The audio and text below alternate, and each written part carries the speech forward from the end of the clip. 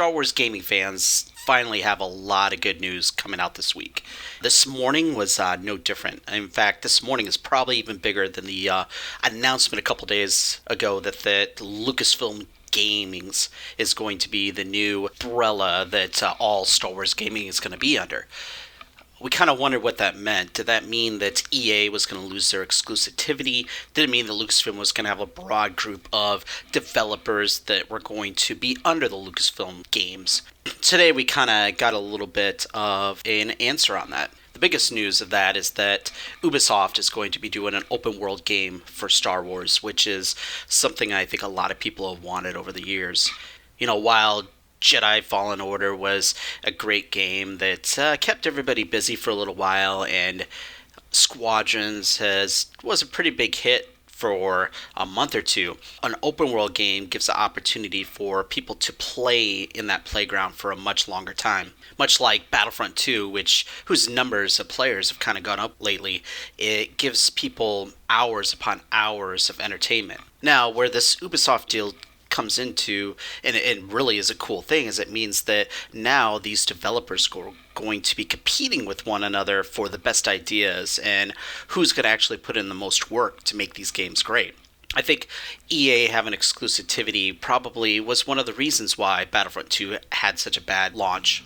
There was no pressure on them. All they had to do is try to make as much money as possible because there was nobody else kind of competing with them for the IP.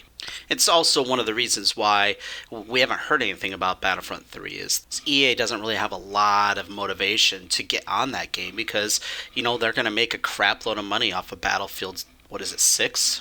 I don't even pay attention to that franchise, so I'm not even 100% sure. But they get all of the profit that comes from that, whereas they have to split that profit with Disney when it's a Star Wars game.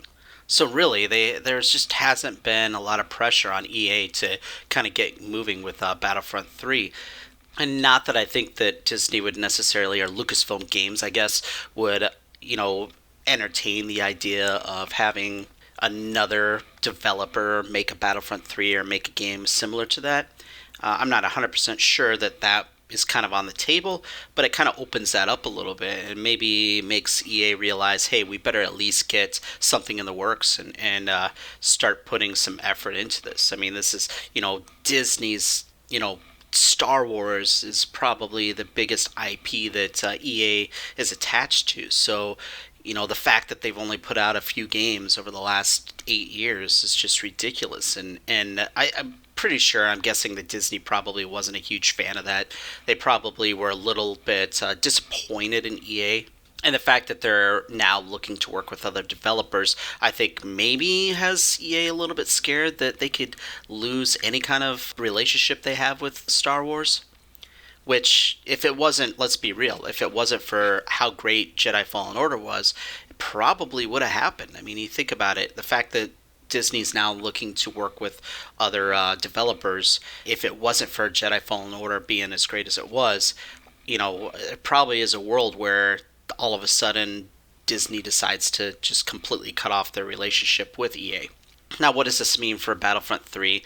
It's still going to be a ways away.